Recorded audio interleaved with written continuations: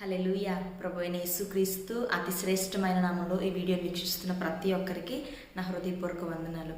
ఈ 2025 సంవత్సరంలో దేవుడు తన దీవెనలతో మీ అందరిని దీవించి ఆశీర్వదించిన గాక. అదే రీతిగా ఈ 2025 సంవత్సరంలో ఆయనకి ఇష్టమైనటువంటి బిడ్డలుగా మన జీవితాన్ని మలుచుకోవడానికి, అలాగే ఆయన వాక్యానుసారంగా జీవించడానికి మన సాయశక్తులా మనం ప్రయత్నించేవారుగా ఉండాలి. అటువంటి కృపను కూడా పరిశుద్ధ ఆత్మదేవుడు మనకు అనుగ్రహించును గాక. ఆమేన్. ఈ 2025 సంవత్సరంలో వాక్యాన్ని ధ్యానిస్తూ ఉండగా నాకు ఆ వాక్యం నాతో మాట్లాడిన విధానాన్ని బట్టి అది మీతో కూడా పంచుకోవాలి అనే ఆశ అయితే కలిగి ఉన్నాను. అందుకే మరలా చాలా కాలం తర్వాత వీడియోని చేస్తూ ఉన్నాను. కొద్ది నిమిషాలు దేవుని వాక్యాన్ని ధ్యానించుకుందాం. కీర్తనలు 37వ కీర్తన 5వ చరణం. 37వ కీర్తన 5వ చరణం.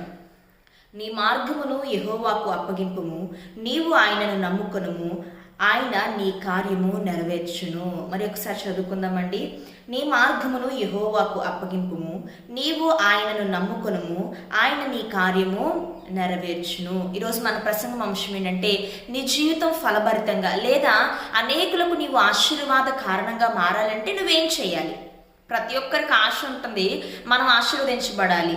2, మన ద్వారా వేరొకరు కూడా ఆశీర్వదించబడాలి. ఎందుకంటే వారు ఆశీర్వదించబడితే ఎవరికి వస్తుంది? పేరు మనకు వస్తుంది. అందుకని మనకి ఎప్పుడు కూడా ఒక ఆశ ఉంటుంది, నా ద్వారా అనేక మంది ఆశీర్వదించబడాలి, లేదు నా జీవితం ఫలభరితంగా ఆశీర్వాదంగా ఉండాలి అని కోరుకుంటాం. కానీ అలా ఉండాలంటే మనం ఏం చేయాలి? డబ్బు మన దగ్గరికి రావాలంటే మనం ఏం చేయాలి? కష్టపడాలి. కష్టపడకుండా ధనం మన దగ్గరికి వస్తుందా అండి? ఏమాత్రం కూడా రాదు.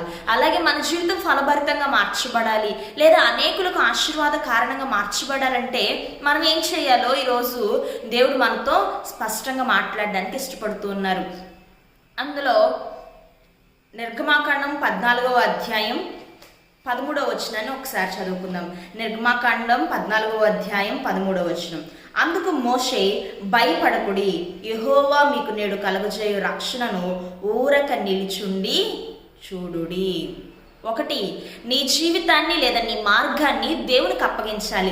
మన జీవితాలు ఫలభరితంగా మార్చబడాలి లేదా అనేకులకు ఆశీర్వాద కారణంగా మార్చబడాలి అంటే మనం చేయాల్సిన మొట్టమొదటి పని ఏంటంటే మన మార్గాన్ని దేవునికి అప్పగించాలి లేదా మన జీవితాన్ని దేవునికి అప్పగించాలి. ఈ నిర్గమాకాండం గ్రంథం గురించి మనకు అందరికీ తెలిసి 14వ అధ్యాయం. ఇజ్రాయేలు ప్రజలు ఐగుప్తు బానిసత్వం నుంచి ఫరో ఎన్నో 10 సూచక కార్యాలు, అద్భుత కార్యాలు అనుభవించిన తర్వాత ఒక కంక్లూజన్, ఒక ముగింపుకు వచ్చాడు. ఈ ఇజ్రాయేల్ జనాంగాన్ని నేను ఐగుప్తులో పెట్టుకోబట్టే కదా నా దేశంలో ఇటువంటి కరువు, కష్టాలు, నష్టాలు అన్నీ వస్తున్నాయి. నా కుమారులు అందరూ కూడా చనిపోయారు, జ్యేష్ఠ కుమారులు అందరూ కూడా.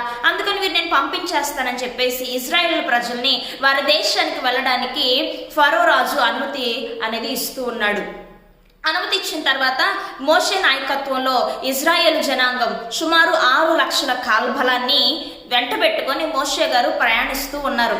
ప్రయాణిస్తూ ఉండగా సగం దూరం వెళ్ళగానే ఫరో హృదయం కఠినము ఎవరు మార్చారంటే దేవుడు మార్చాడంట. మార్చిన తర్వాత ఫరో అనుకుంటాడు, వాళ్ళు నేను ఎందుకు పంపించేస్తున్నాను? వారు వెళ్ళిపోతే ఇక్కడ గొడ్డు చాకరీ ఎవరు చేస్తారు? వారు వెళ్ళిపోతే ఇక్కడ మా పనులన్నీ ఎవరు చక్కబెడతారు? కాబట్టి వారు నేను మరలా వెనక్కి తెచ్చుకుంటానని చెప్పేసి మరలా ఇజ్రాయేలు జనాంగాన్ని తరమడానికి ఫరో తన సైన్యాన్ని పంపిస్తూ ఉన్నాడు.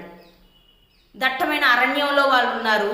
2 పక్కల కొండలు ఉన్నాయి. ఎటు పారిపోవడానికి ఆస్కారం లేదు. ముందు చూస్తేమో ఎర్ర సముద్రం ఉంది, వెనక చూస్తేమో ఫరో సైన్యం ఉంది. అలాంటి క్లిష్టమైనటువంటి పరిస్థితిలో ఇజ్రాయేలు జనాంగం అంతా కూడా అంటున్నారు, మాకు సమాధులు లేవని ఇక్కడికి తీసుకొచ్చావా?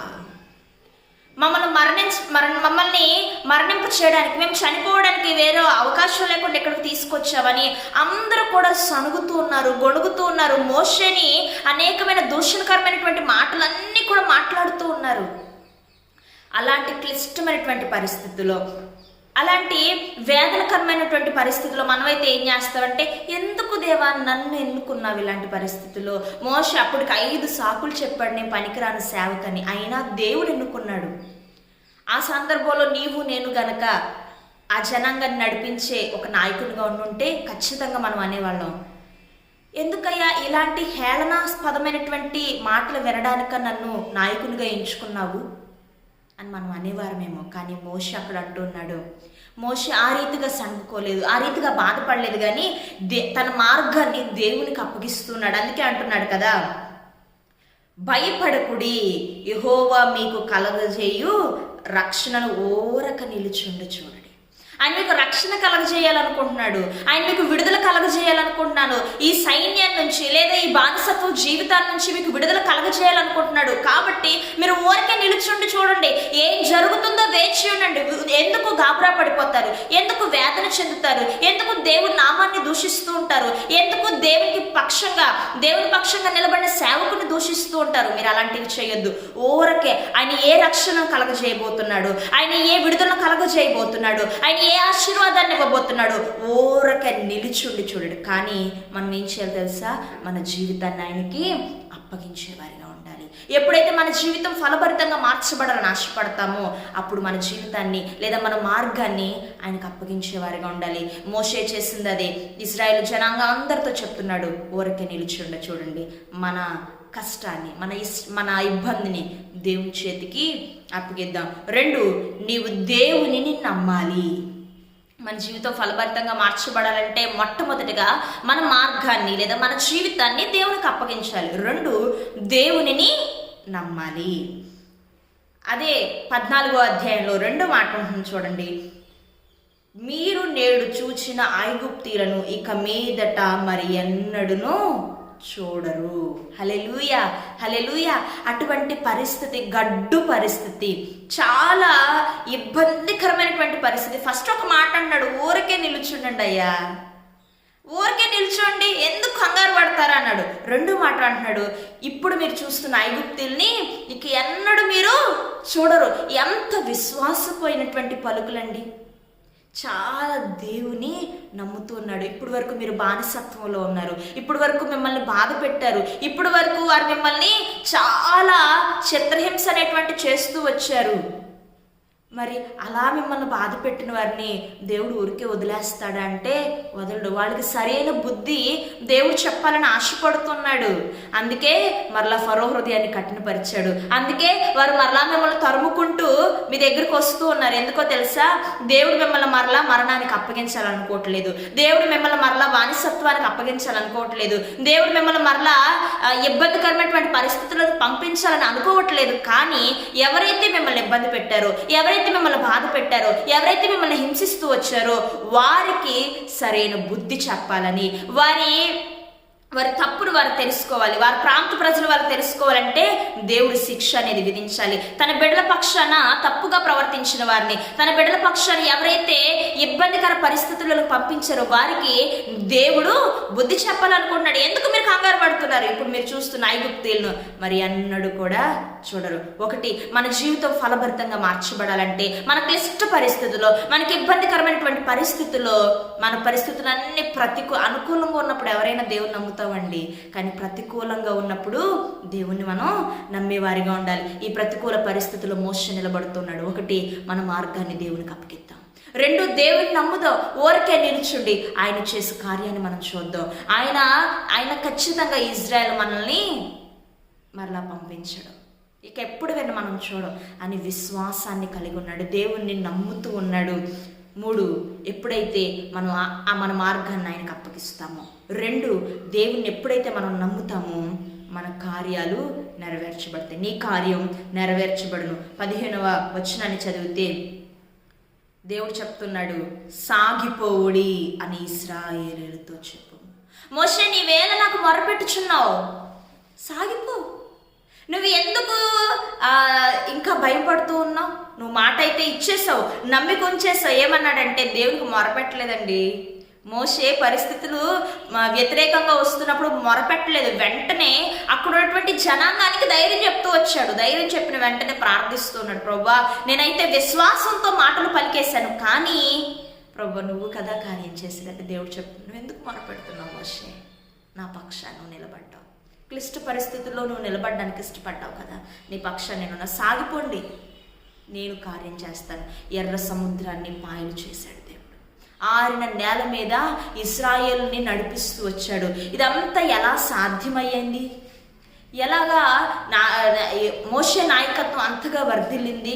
ఎందుకు మోషే నాయకత్వంలో దేవుడు అంత గొప్ప కార్యాలు చేస్తూ వచ్చాడు అంటే, మొట్టమొదటిగా మోషే తన మార్గాన్ని దేవునికి అప్పగిస్తూ వచ్చాడు. రెండవదిగా ఆయనని నమ్మాడు. మూడవదిగా కార్యాన్ని కన్నులారా చూడగలిగాడు. ఈరోజు నీ జీవితం ఫలభరితంగా మార్చబడాలన్నా, నువ్వు అనేకులకు ఆశీర్వాదకరంగా మార్చబడాలన్నా నువ్వు చేయవలసిన పని ఏంటంటే, ఒకటి నీ మార్గాన్ని దేవునికి అప్పగించాలి. రెండవదిగా దేవుణ్ణి మనం సంపూర్ణంగా నమ్మాలి. ప్రతికూల పరిస్థితుల్లో కూడా నువ్వు నమ్మగలిగితే ఆయన ఖచ్చితంగా నీ జీవితంలో కార్యాన్ని చేస్తాడు. మూడవదిగా ఆయన నీ కార్యాన్ని నెరవేరుస్తాడు. ఒకసారి మూలవాక్యాన్ని చదువుకొని మాటలు ముగిస్తాను. నీ మార్గమును యెహోవాకు అప్పగింపుము, నీవు ఆయనను నమ్ముకొనుము, ఆయన నీ కార్యము నెరవేర్చును.